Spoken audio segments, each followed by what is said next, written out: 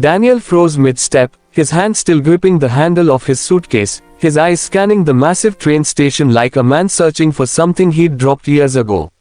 He looked down, surprised to see a little girl staring up at him. She couldn't have been more than 7. Her coat was too thin for the winter air, her curls messy, her eyes calm in a way that made his chest tighten. "Are you lost too, mister?" she asked again, tilting her head. For a moment, Daniel forgot how to speak. Around them, commuters rushed past, announcements echoed, and trains screamed in and out of platforms. Yet somehow, everything felt still.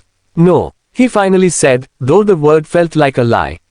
"I'm just waiting." The girl nodded, as if she understood more than she should. Me too. Daniel had come to the station to leave. Or at least that's what he told himself. A one-way ticket to anywhere felt easier than staying in the city that reminded him of everything he'd lost. The apartment was too quiet. The evenings too long. The holidays unbearable. So he'd packed a bag, grabbed his coat, and followed the rails like they might lead him somewhere lighter. But now there was this child, standing alone. "Where's your mom or dad?" he asked gently, lowering himself to her level. The girl shrugged. "Mom's at work. She said to wait right here until auntie comes." Daniel glanced around. No adult in sight. No one watching. No one worried. "How long have you been waiting?" he asked. She smiled. "A long song and a half." Daniel didn't know what that meant, but it sounded like too long. He checked his watch. His train would leave in 12 minutes. "Do you want to sit?" he asked, pointing to a nearby bench. She nodded again, trusting him without hesitation. That trust scared him more than anything else. They sat in silence for a moment, the kind that feels heavy only if you let it. "My name's Lily," she said, swinging her legs. "Daniel," he replied. "You look sad, Daniel." The words landed softly but struck deep. "I guess I am," he admitted.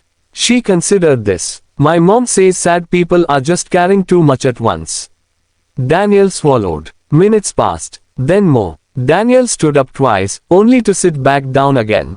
Every time he looked at Lily, something pulled him back. He imagined his own daughter at that age, the way she used to hold his finger when crossing streets, the way she trusted the world because she trusted him. His phone buzzed. A message from the airline, "Boarding soon."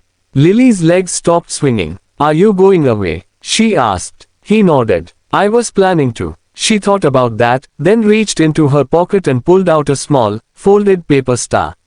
It was wrinkled and taped together in places. "My mom gave me this when I got scared," she said. "You can hold it if you want." Daniel stared at the star like it was made of glass. "For me?" he asked. She smiled. "You look like you need it more." Something in his chest cracked open. He took the star carefully, his hands suddenly shaking. "Thank you," he whispered. That's when he noticed a woman running toward them, panic written across her face. She scanned the benches wildly, then locked eyes on Lily. "Oh my God," she cried, dropping her bag and pulling the girl into her arms. "I told you not to move." "I didn't," Lily said calmly, pointing. "I just sat with Daniel." The woman looked up at him, tears streaking her face. "Thank you," she said, her voice breaking. "I was stuck on the bus. I thought." She stopped herself, shaking her head. "Thank you for staying." Daniel nodded, unable to speak. The woman took Lily's hand. "Say goodbye." Lily stood on her toes and hugged him. It was quick, light, and somehow heavier than anything he'd carried in years. "Don't be lost anymore, okay?" she whispered. Then she was gone, swallowed by the crowd. The announcement echoed again, "Final boarding call." Daniel looked at the paper star in his hand. He looked at the empty bench. He looked at the tracks that stretched away like unanswered questions. He stepped back, and for the first time that day, he wasn't sure where he was going, only that he wasn't ready to leave yet.